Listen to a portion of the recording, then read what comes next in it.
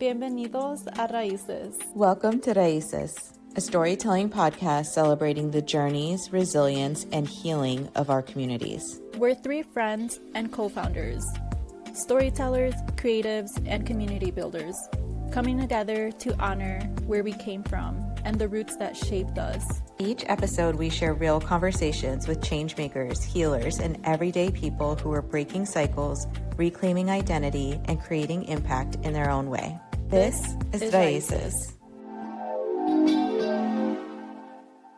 Welcome to our very first episode of Raíces podcast.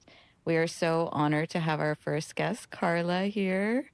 Welcome in. Thank you so much for having me, ladies. I am so happy to be here. It feels so organic and aligned, so thank you. We're honored to have you, and we're going to talk some more. I do want to give an opportunity to do an introduction. So Carla is a chronic pain therapist, a coach, a speaker, and you were born and raised here in LA. You're a first-gen Latina, and you've made it your mission to connect everybody to mind-body healing. I know you have your own story with that you'll be sharing in a little bit, Yes. but you've certainly made it a mission of yours to share that knowledge with others, which is beautiful. I think one thing that's really special about what you're doing now and what you're working towards is that in addition to your full-time role, you also offer sound healing. And you just led your first wellness event. Yes, about 2 weeks ago now, I had my first wellness retreat. It was a mini day retreat, and I had a very holistic approach with some movement, meditation, with the sound bath, community, just connecting with one another. So it felt right to provide that kind of safe space, especially now with everything that's going on in our community. I just wanted a safe space for Latinas to come together in community and just feel safe in each other's company. It's needed. Yeah, they were so happy, and it made my heart really feel so light and just excited for what's to come, and just a lot of feedback of just people needing that break and time away. Definitely will be tuning more into that since it's, necessary right now. Absolutely. Yeah.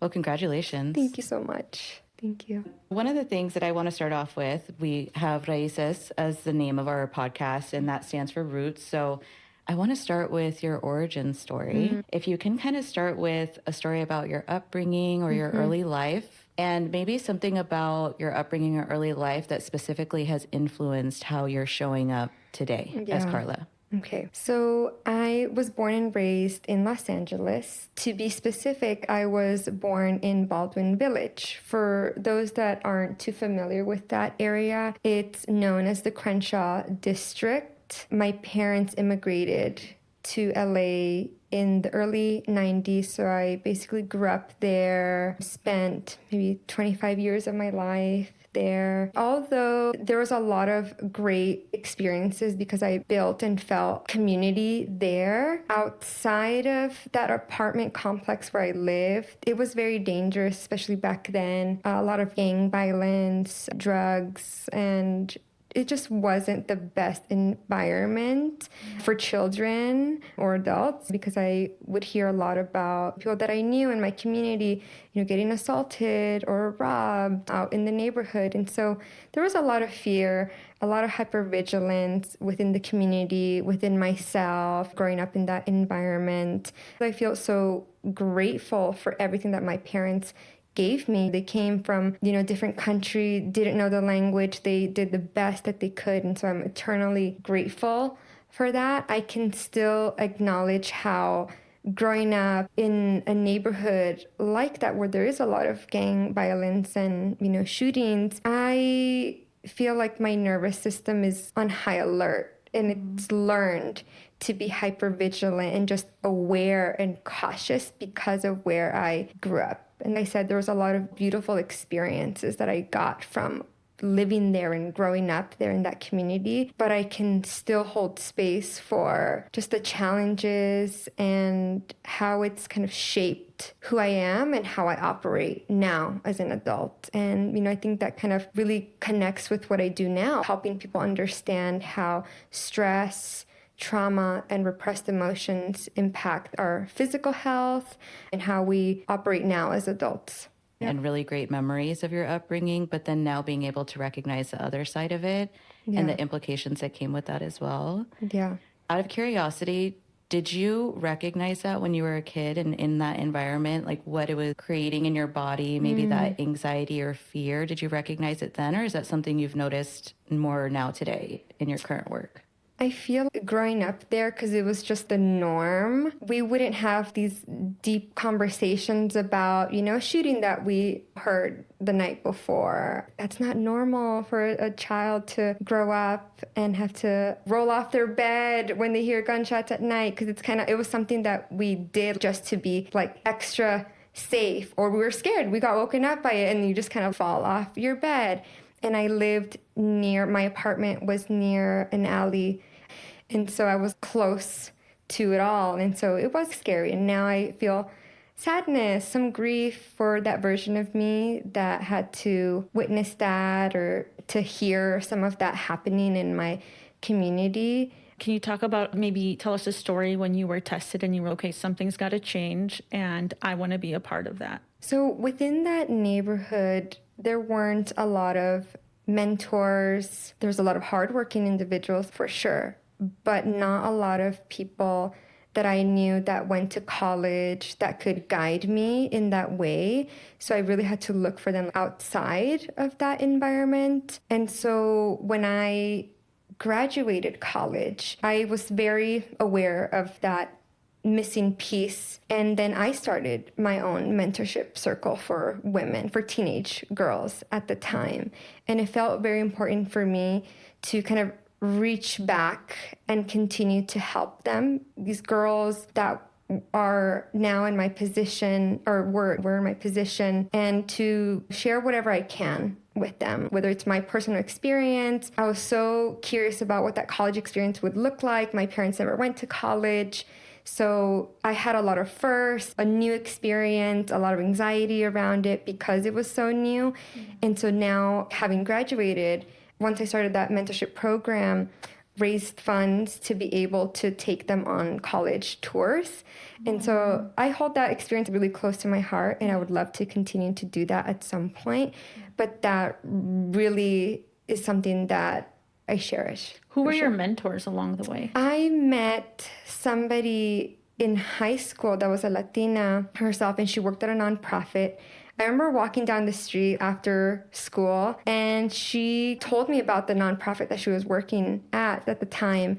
And I think just seeing a Latina, because she went to college, she graduated, I think just seeing her do the things that she was doing really inspired me. And the fact that she looked like me and understood where I came from, because she was from Inglewood, and that just lit up something in me. But I wanted to learn more from her. And she did. She took me under her wing, and we would have lunch dates. We would go get frozen yogurt, and we would just talk.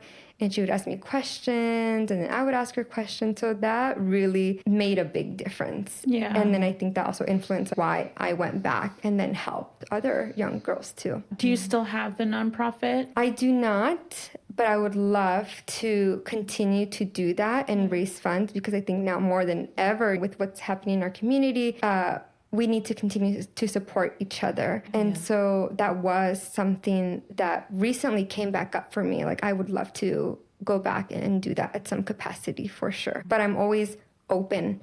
I do share on my social media that if anyone does want to connect, my DMs are always open. So in that way, I still have that door open, like a mentor. So Carla, you do a lot of healing in your work. And can you share how it can ripple out into entire communities? I know it started with the college tours that you mentioned earlier. What does community and healing mean to you in your practice? That's a great question. I think right now, in this stage, it's a lot of education, because when we understand something, it makes more sense, it gets easier. And mind-body healing isn't something that we grew up with, right? Nobody really taught us about leaning into our emotions. On the contrary, it was suck it up, don't cry, right? If you have a brother, you might have heard, boys don't cry. Things like that, that really set the foundation for us to repress our emotions, to push through challenging times. So right now I'm in that stage where I'm talking, just having conversations about it, community events where I get to just share little snippets of it, and even something as small as just one statement can spark some curiosity in somebody. So I think the education piece has been really big lately, and I'm in the process of strengthening my Spanish because I know how impactful that would be to continue to share what I know now in Spanish for folks that don't speak English. So my Spanish isn't 100% perfect, but I've already started to record some videos, some content, educational content,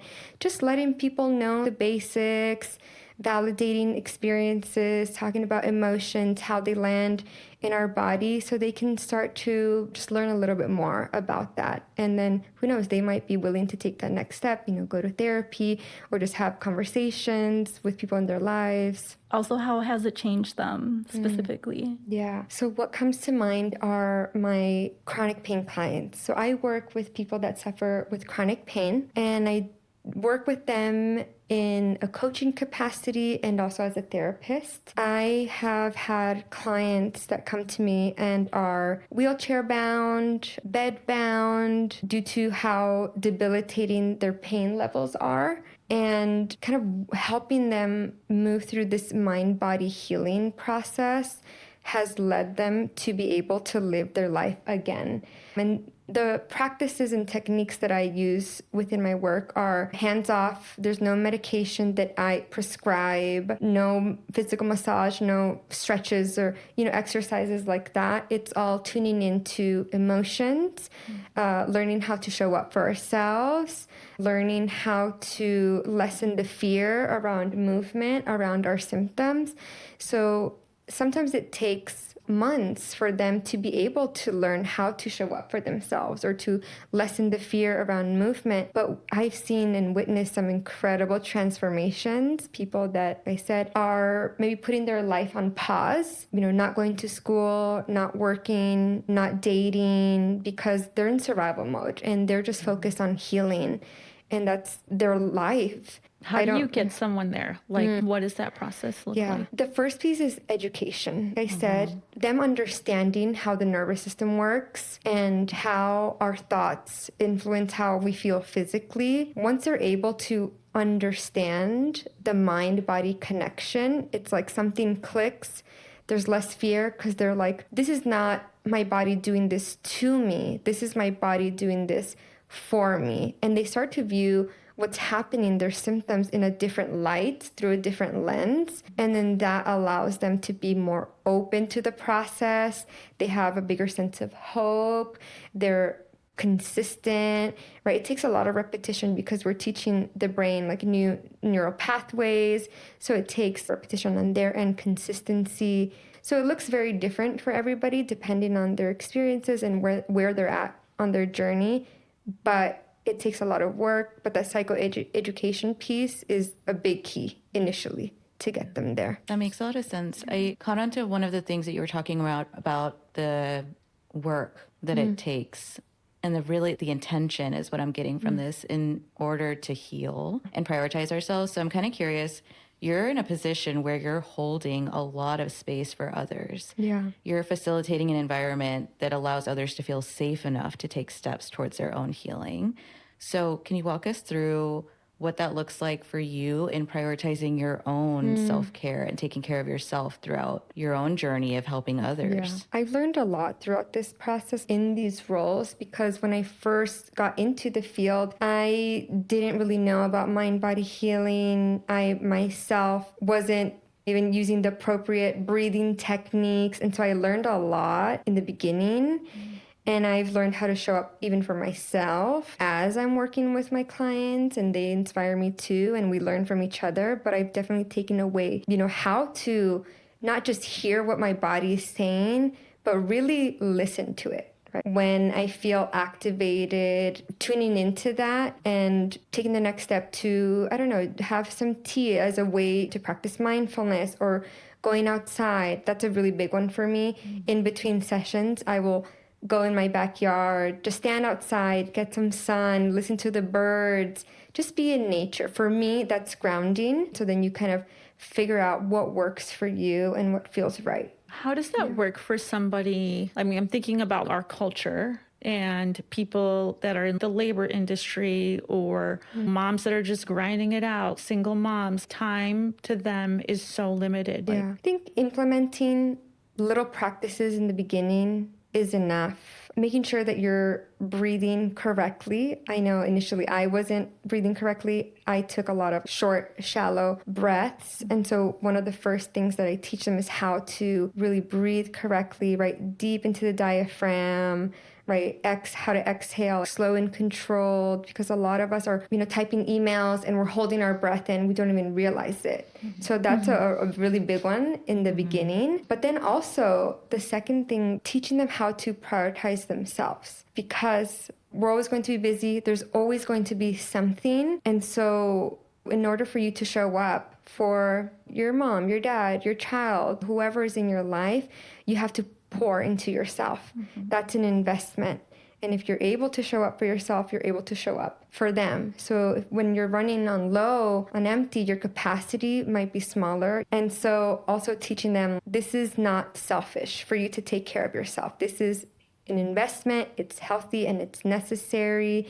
You'll be able to show up in a way that you want to show up. Yeah. It's interesting because you mentioned earlier too, this idea of making space for our emotions, and that we may not have always felt that empowerment or encouragement or even talked about it when we were growing up. Yeah. And it was making me think about how I think a lot of people can relate also to this tendency sometimes to almost feel guilty for feeling some of the harder emotions. But then also, as you're talking about this concept of it's not selfish to take care of yourself. Like, these are all new learnings. Yeah. So I guess my question for you is, when somebody's listening and maybe they go about their day or their week and they find that creeping up for them, a strong emotion is coming up and they're feeling guilty about it. Maybe the story is, I shouldn't feel sad right now. Or they want to do something for themselves, but then they're telling themselves a story like, you know what, why should I do that when my mom really needs me right now? I should be doing this for my mom. Yeah. What might you say to a listener who comes across that scenario in the future? We deserve to hold space for our emotions. And you're right, that narrative has been planted, that seed has been planted at an early age, right, to not hold space for those emotions. But it's not too late to unlearn that. Even if it's you placing your hand over your heart in that moment when you're feeling that heaviness, saying, I deserve to feel my emotions, right? So that right there, you're already starting to rewire your brain and teach your brain, it's okay for me to feel this emotion. I call those messages of safety. So that's one way that they start to light up pathways in their brain and unlearn those old narratives that weren't so helpful growing up. Can you give us like a basic mind-body healing? Do you talk to yourself and then your brain says it? Or like, how can we explain that for somebody, my mom who grew up in Mexico, and, what does that mean? How would you simplify it for them? So it's basically how the fact that our thoughts have the power to influence like how our body feels and reacts. Just like when we get nervous, right? Maybe we have a presentation and we start to feel butterflies in our stomach, or when we get into an argument with somebody and we might develop a migraine or a headache, that's a mind-body reaction. So even just starting with some examples like that most of us have maybe experienced in our life, is a good example for someone that has never heard of mind-body healing, to start to teach them like, oh, like when, you feel or you think you have these thoughts, then you don't feel so good in your body. That's, the mind-body connection right there. And we all have that. And so when we think about the past, you might feel a heaviness in your chest. Or if you're thinking about the future, you might feel anxiety in your body. Or if you're excited about something and you're, again, jumping to the future, you might feel excitement in your body and it feels good. So that mind-body connection is always there. We just have to really listen and be aware and tune into our bodies. You mentioned also this concept of taking a true breath. Yes. Intentional. Could we maybe do an exercise now so that we can see what that sounds like and feels like if we're trying to do that for ourselves on a day-to-day? Yes, of course. So initially when we, hear like, okay, let's take a deep breath, what I see the most is the chest will be the first thing that rises. And that's actually incorrect. What should be expanding first is the belly area. So instead of it's right? So my chest isn't going up and down.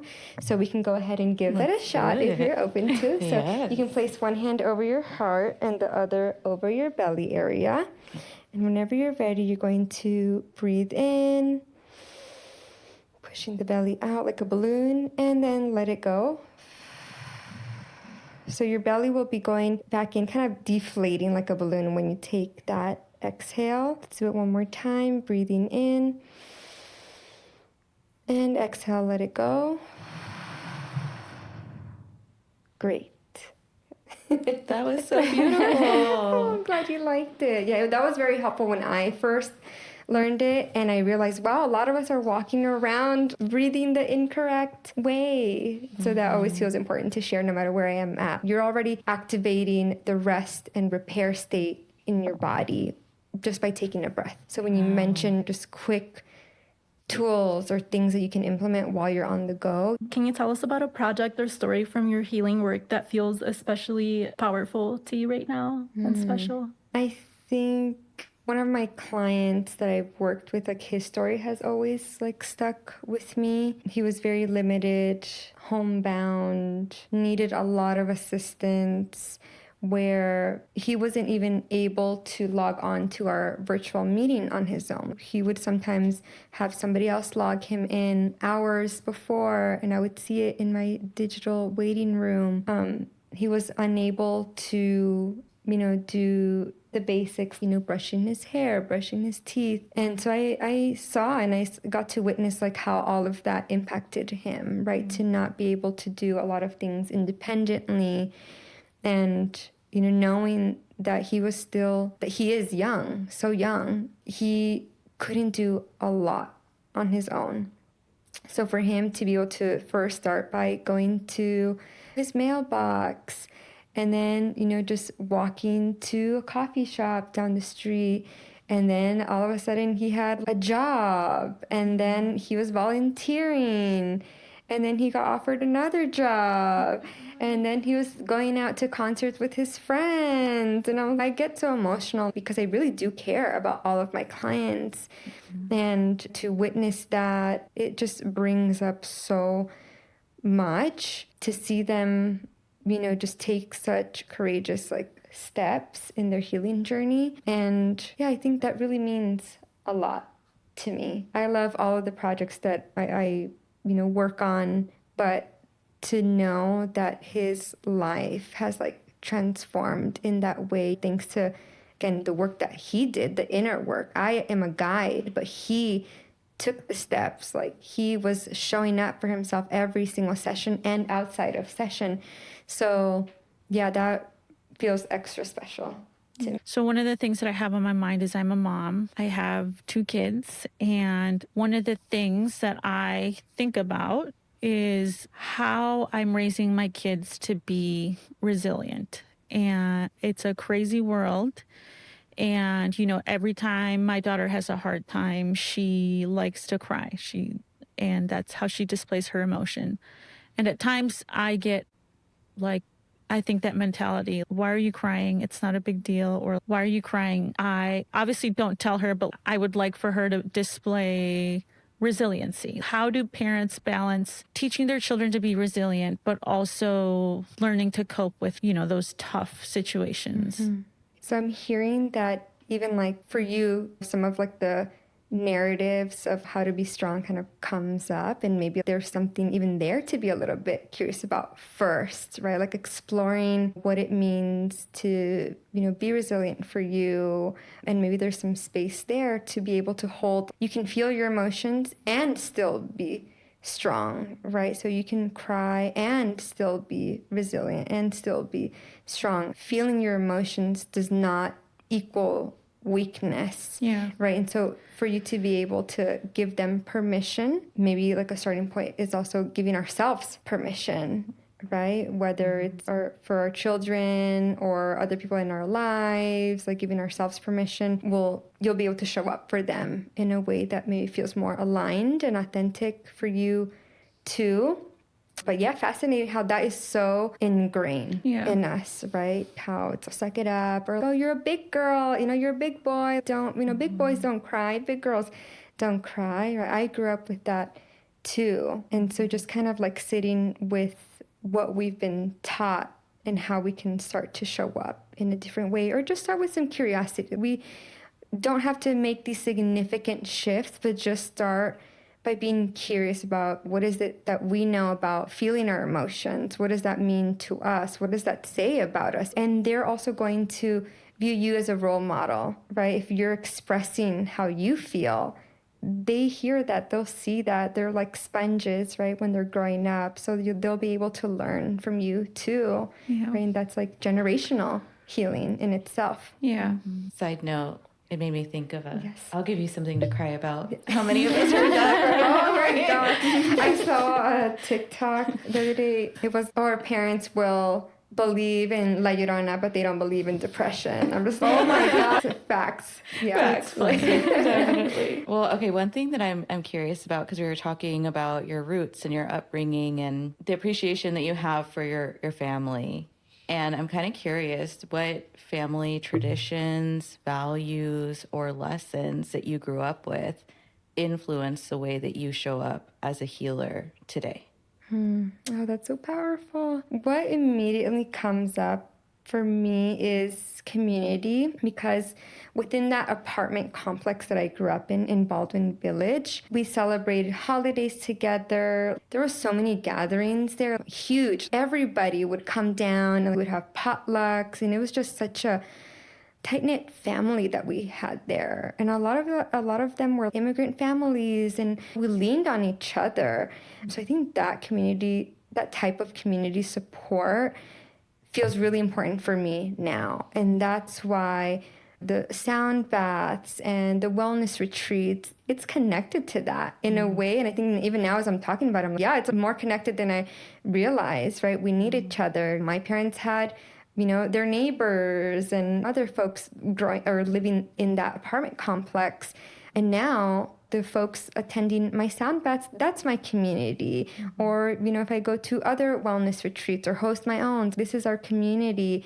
We live in a very individualistic society, but in Mexico, things are much different. You walk around and you talk to your neighbors. You stay and talk in the little tienditas. You just see people just stop and talk to each other all the time. That's so normal. And here, we're driving from one place to another, or we work from home, or it's just work, and then we go home. We're so disconnected. So I think that's one way that it's showing up in my life now, by attending community events, hosting community events, and just trying to bring us closer in that way, because that's how I grew up. And I'm an only child. I don't think I shared that yet, but I'm an only child. So that's another layer. Community feels important for me. I'm building my sisterhood, through these projects. I'm thinking, even back then as a child, it wasn't just these gatherings, but I would host my own movie nights and invite all the kids from the building to come over to my house, or we would have it outdoors. I would pretend to be the teacher sometimes. I'm like, everybody, I'm not kidding, sit in front of me, and I would have a whiteboard and grade those games. Grade them and whatnot. Yeah, you were grading them. Yeah, pretending. Oh my gosh. They're like, this is a stressful sleepover. Yeah. Oh my goodness. We used to write on the cutting boards that my mom had at home. We would use chalk. My sister learned French in high school and lived in France for a while, but she she came back and she would teach us words. And I think to this day, I still remember that, which is nuts. Oh, Yeah. these special memories. Yeah. Yeah. There's someone out there remembering when you were their teacher grading them at the Yeah, like I never passed your Oh my class. god. Oh my god. That good. Yeah. Oh my god. Good times. I thought I was going to be a teacher. I really did. Because I really wanted to be one. And life took me a different direction. But in a way, I'm still kind of teaching, but just in a different capacity. But Yeah. exactly, or like psychoeducation. Yeah. Mm-hmm. Wow. Okay, I'm curious if somebody from the next generation were listening to this later on, what would you want them to take most out of your story? That it's not too late. You can still show up for yourself. I reflect now on, my childhood experiences. I can hold space for that version of me even now. And I'm about to turn 31. So it's not ever too late to do that and to validate your experiences, because I feel like a lot of us unintentionally minimize our experiences. Sometimes I end up doing that myself. Oh, someone else had it worse. Yeah, it was dangerous, but you go somewhere else in the world or in the US and it's worse. So I have to remind myself that my experiences are also valid. I can hold space for both. So yeah, it's not too late and our experiences are valid. Yeah. Thank you for sharing that. Okay, Carla, at Raíces, we really care about the people who came before us and our roots and our culture, our heritage. Can you think of somebody, maybe a family member or maybe an ancestor, and can you share the teachings or a story about them, about how it shaped you and how you are here today? The first person that comes up is my mom. Just knowing everything that she has had to do to get our family like where we are today. I mean, she, of course, was born in Mexico and started working at a very young age. She started cleaning houses at the age of 14, maybe even younger than that. She had actually lived in LA before she married my dad and then had me here. So she had lived out here with one of her family members, left her family back home in Mexico. I feel like that is so hard. I can't even imagine doing that. So for her to do that, to come work here, to be able to send money back home, I admire her so much. She has done, so much and still continues to amaze me now. Just knowing the very humble beginnings that she had to now even investing in stocks. And she has taught herself how to do that. It literally blows my mind. I don't even understand any of that. And so I admire her so much. She has done a lot, not just for herself, but for me, for my dad.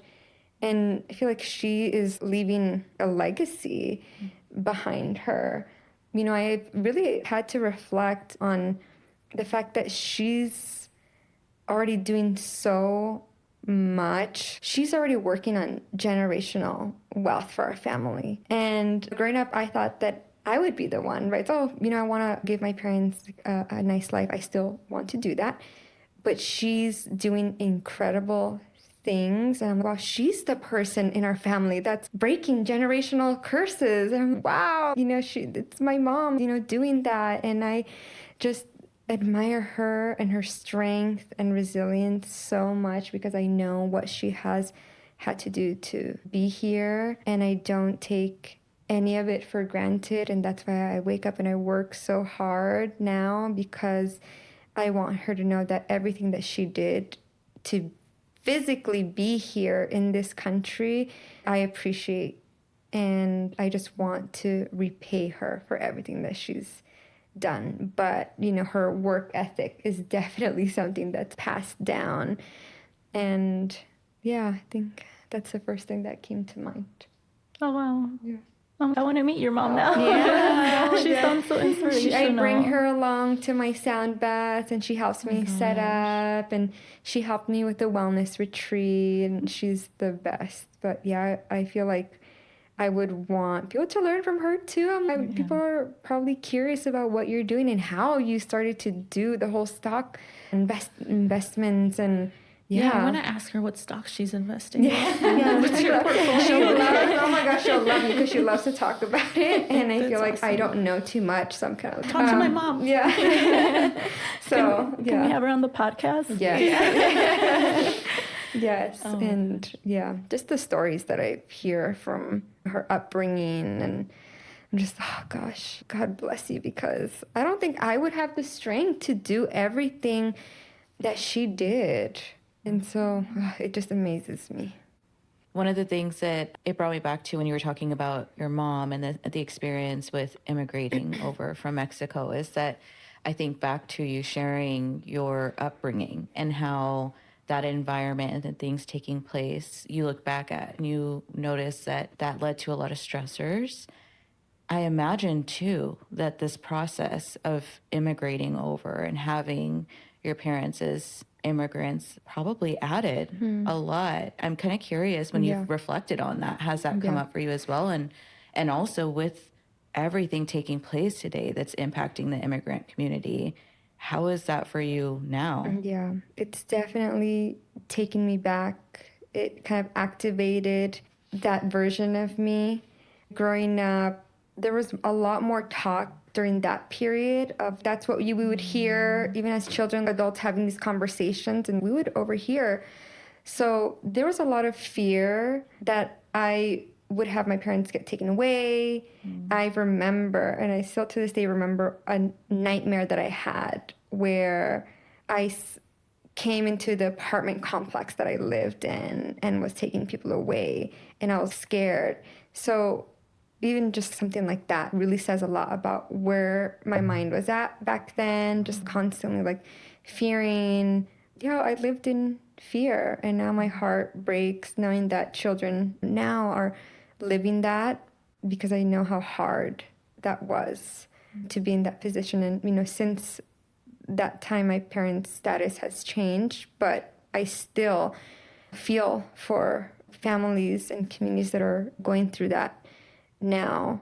We want everyone to feel like they're a part of the roots and the story of every guest. This is completely inspirational. The work that you're doing, we started this podcast with the concept of inviting people who, at the time, the term was change makers. That really inspired us. People who are inspiring change in their communities. And that's everything that you're doing. Just so grateful for you. Thank you, ladies. It was truly an honor to be here. Just everything about this podcast just feels so aligned, and I love your goal, your mission. So really thank you from the bottom of my heart for allowing me to speak here today and share my story, and just thank you so much for what you're doing too in our community. It's so needed. So thank you. We're doing it together. Yes. That's what I love about our community. We're stronger together, for sure. We really are. Yeah. We need each other. That's for sure. So speaking of that, if anybody wants to connect with you on social media and learn more about your community events, or maybe there's something that you share that they resonate with, maybe they want to reach out, what is your social media that we can share? Yes. So I have 2 accounts. One is where I primarily talk more about the mind-body healing, the chronic pain healing, and that is Instagram and TikTok under Your Pain Coach. Very simple and straightforward, Your Pain Coach. And then if you're interested in the sound healing, that you can find me on both Instagram and TikTok under finding.paz, which is the Spanish word for peace. My own way of kind of connecting my culture with what I'm doing, just, some Spanglish there, and the fact that I'm learning more and more Spanish, just trying to really connect to my roots, my raíces. So you can find me on those platforms.